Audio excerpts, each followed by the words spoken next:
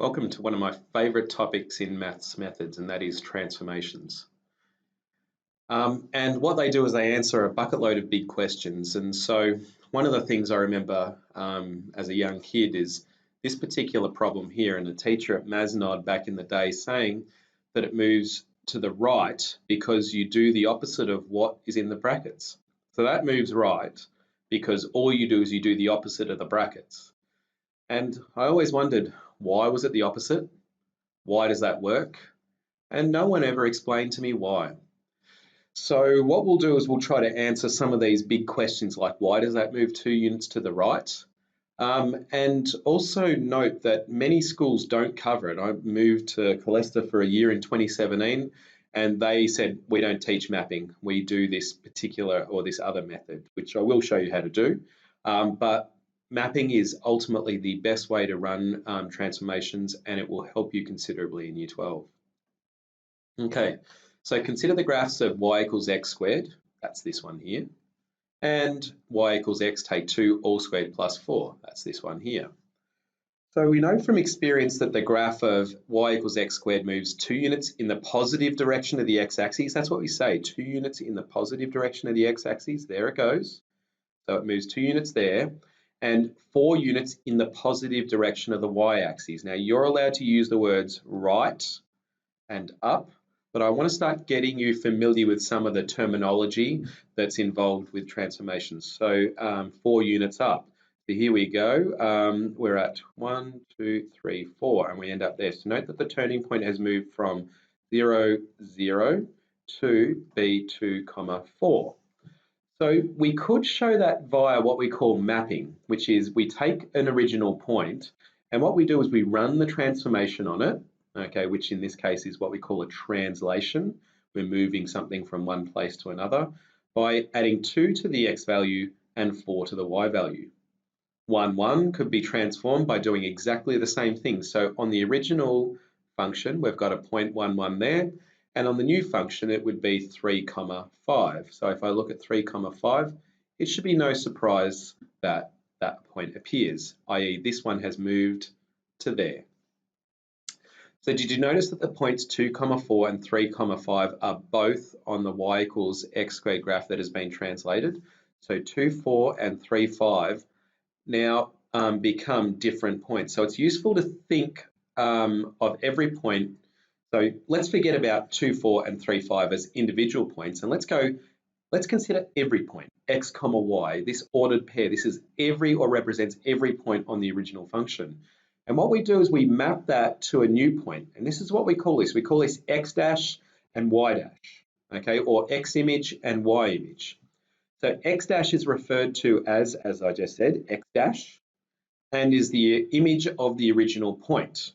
So consider the image as like, I always think about x as like what walked into a hairdressing salon, and x dash is the image, i.e. what walked out of the hairdressing salon, okay? And y is the original, that's what it walked in as, and it came out after the haircut as that. I've also heard x dash referred to as x prime and y prime, but we don't do that at this school, but other schools do it, and I've heard examiners use that terminology as well. So just wanted to sort of flag that with you just in case you hear it and go, what is this x prime business? All right, so when y equals x squared graph is translated, we say all the points, all the points x, y, to become the new function, x dash and y dash, or the images, will be moved. So all of these x values will be moved 2 units to the right to form x dash. All of the y values will be moved 4 units up to form our new image, y dash.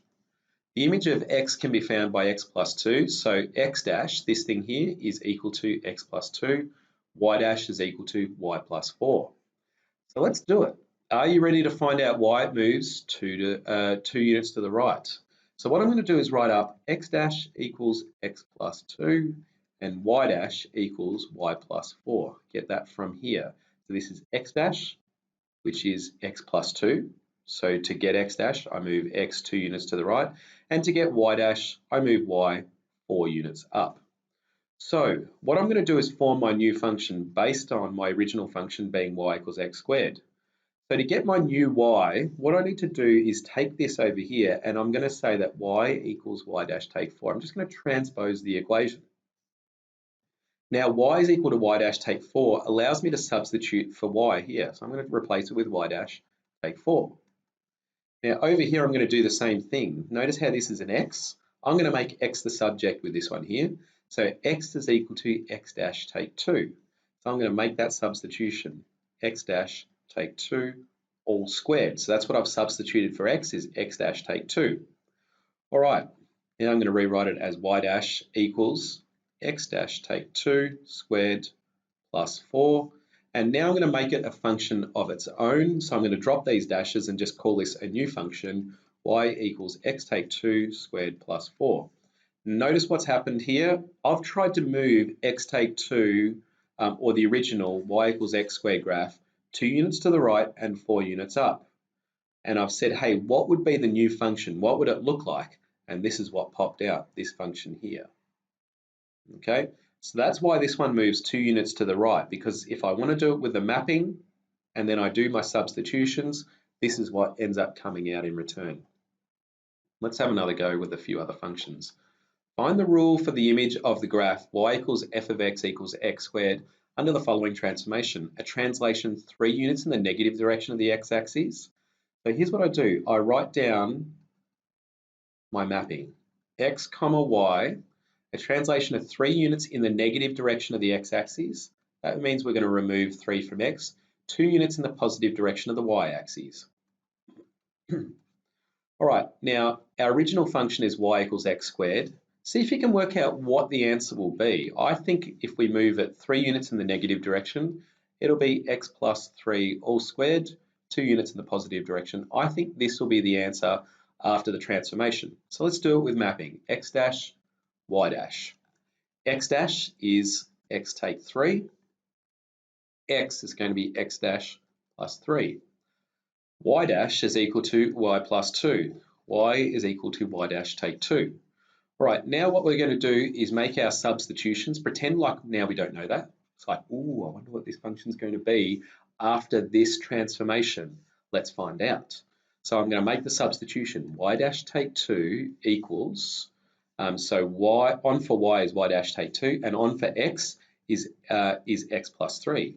So x dash plus 3 all squared. Y dash equals x dash plus 3 all squared plus 2. Y equals x plus 3 all squared plus 2 when I drop the dashes to make it like its own function now. This like here is saying it's the image of this, okay? But if I went to the hairdresser and got a new haircut, I wouldn't walk out of the hairdresser and go, I am the image of my previous self. I'd go, this is me now. This is the new me, okay? So that's why I dropped the dashes there to go, I'm a function on my own. Okay, I don't want to know about what I was, okay, what I might have been the image of. This is me now with like a mohawk or a mullet or whatever it is. Going off on a tangent a bit there. All right, here's another example. Find the rule for the image of the graph of y equals root x under the following transformations. So we've got a translation, so I'm going to do my mapping. X comma y, all our original coordinates. Translation 2 units in the positive direction of the x-axis. I'm going to add 2 to it. So all of those x values are moved 2 units to the right. And 1 unit in the negative direction, y take 1. So that's our image and that's our image. I'm going to write x dash equals x plus 2, y dash equals y take 1. Now our original function had y's and x's in it. This one here, what we've got to do is make x and y the subject so we can actually substitute them back in again to form our new function. So I'm going to rewrite this as x equals x dash take 2, and I'm going to rewrite this one as y equals y dash plus 1. All right, now we're ready to make our substitutions. So let's do it. I'm going to, for y, I'm going to replace it with y dash plus 1 equals root x dash take 2. So on for the x is this version of the x.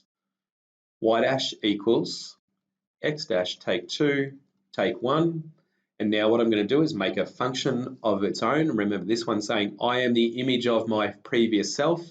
It wants to stand on its own two legs. So x take 2, take 1 is my transform function under these requirements here. These are the specifications. Okay, got one more example here. All right, so for y equals f of x equals 1 on x, sketch the graph of f of x take 1 plus 2, labeling asymptotes and axes-intercepts with coordinates. Okay, so what we're going to note here is I'm going to do this. So if this is f of x equals 1 over x, and I want to do f of x take 1 plus 2. So what that's essentially saying is, can you drop x take 1 into this function here, and then can you add 2 to the results? So I'm going to actually make or generate a new function here. Okay, so g of x, let's call it g of x. Let's drop x take 1 into this. That's going to be 1 over x take 1. And then we're going to add 2 to whatever f of x was, which was 1 on x. So I'm going to do plus 2. So notice that this particular thing here causes an interesting thing. If I want to move a function 1 unit to the right, so say I've got an original function and I want to move it over to the right, all I do is I drop x take 1 into the function and it'll do it for us. Okay, right, so what we want to do is sketch the graph of this, labeling asymptotes and axes intercepts with coordinates. So this is the function I'm going to sketch. So notice that the y equals 1 on x, that's a hyperbola, asymptotes there. This is going to move it 1 unit to the right. So what we're going to do is have an asymptote at there at x is equal to 1, i.e. I'm not letting you put 1 in because you cause a divide by 0 error. This plus 2, remember, it goes up 2 units. Okay, now there's no reflection, so I know it's going to be there and there. So let's get some x-intercepts and y-intercepts. So we're going to solve, I'm going to do g of 0 to get the y-intercept, which is 1 over negative 1 plus 2, which is negative 1 plus 2, which is 1. So our y-intercept is at 1. Let's do our x-intercept, which occurs when g of x is equal to 0. So we're going to go 0 equals 1 over x take 1 plus 2.